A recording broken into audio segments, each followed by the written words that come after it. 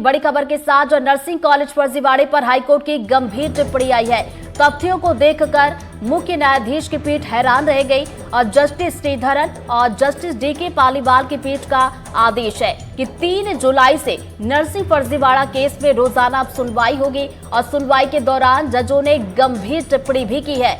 कहा कि इन सबसे पब्लिक लाइफ खराब हो रही है और ऐसे तो हम बर्बादी की ओर जा रहे हैं। साथ ही साथ ये भी कहा कि ऐसे लोगों को तो फांसी की सजा होनी चाहिए। इसके अलावा इंडियन नर्सिंग काउंसिल और एमपी नर्सिंग काउंसिल को फटकार लगाई है। याचिकाकर्ता का ये भी आरोप है कि दोषियों को बचाने की साजिश की जा रही है।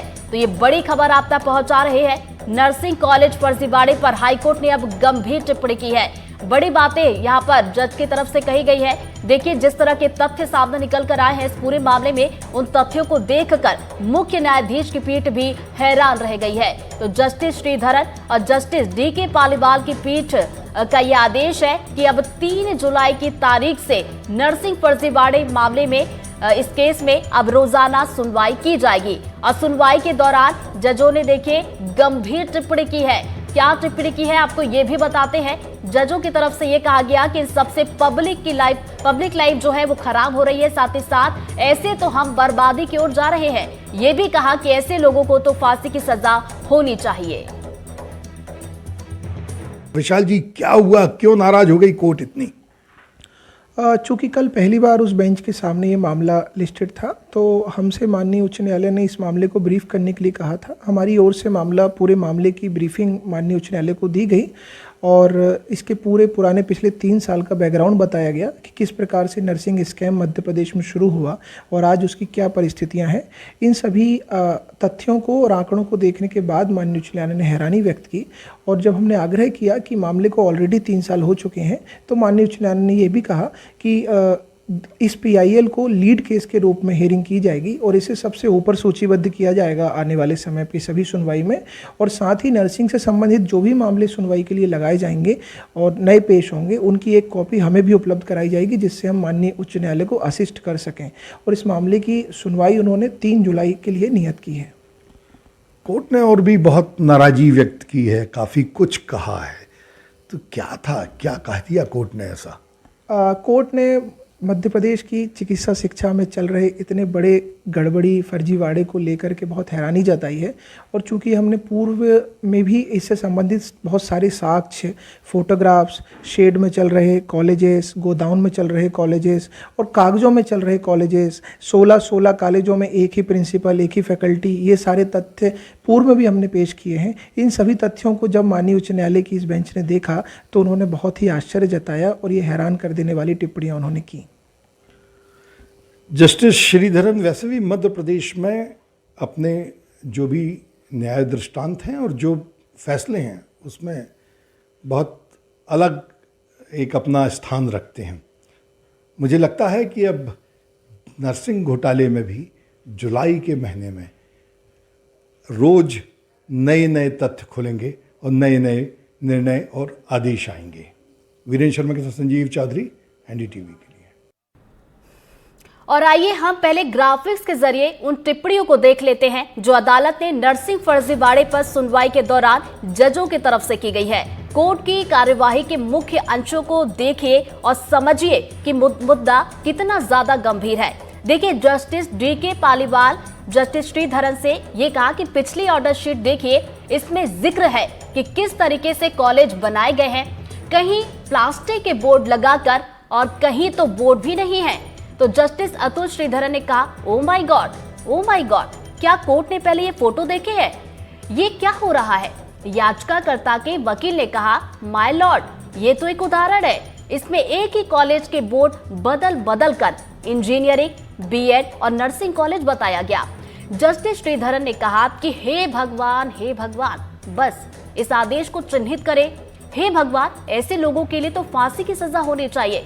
हम हत्या करने वालों को क्षमा कर देते हैं क्योंकि वो एक आवेश में किया गया अपराध होता है, लेकिन ये सारे अपराध पूर्व नियोजित होते हैं। इन्हें करने के लिए बहुत गहरी सोच और योजना की जरूरत होती है। इन सब से पब्लिक लाइफ खराब हो रही है, हम बर्बादी की तरफ जा रहे हैं। देखिए, बड़ी टिप्पणियां यहाँ पर की गई ये सुनवाई चल रही थी और उसके बाद टिप्पणियां तो की गई, साथ ही साथ ये भी कहा गया कि 3 जुलाई से रोजाना, जी हां, रोजाना जो है इस पूरे मामले पर सुनवाई भी की जाती रहेगी। और बड़ी बातें जो कही हैं वो भी हम आपको बता रहे हैं कि जजों की तरफ से ये साफ किया गया कि ये तो पब्लिक लाइफ खराब करने वाली बात हो गई, हम बर्बादी की तरफ जा रहे हैं। तो देखिए, इस पूरे मामले पर सुनवाई हो रही थी और सुनवाई के दौरान ही जजों की तरफ से ये सख्त टिप्पणी की गई है।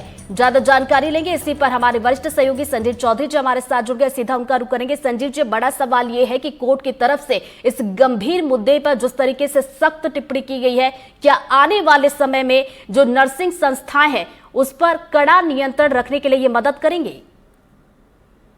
बिल्कुल, कोर्ट ने इस बात पे हैरानी जाहिर की है कि अभी तक इसमें 4600 हीयरिंग हो चुकी है, 96 घंटे से ज्यादा कोर्ट में बहस हो चुकी है।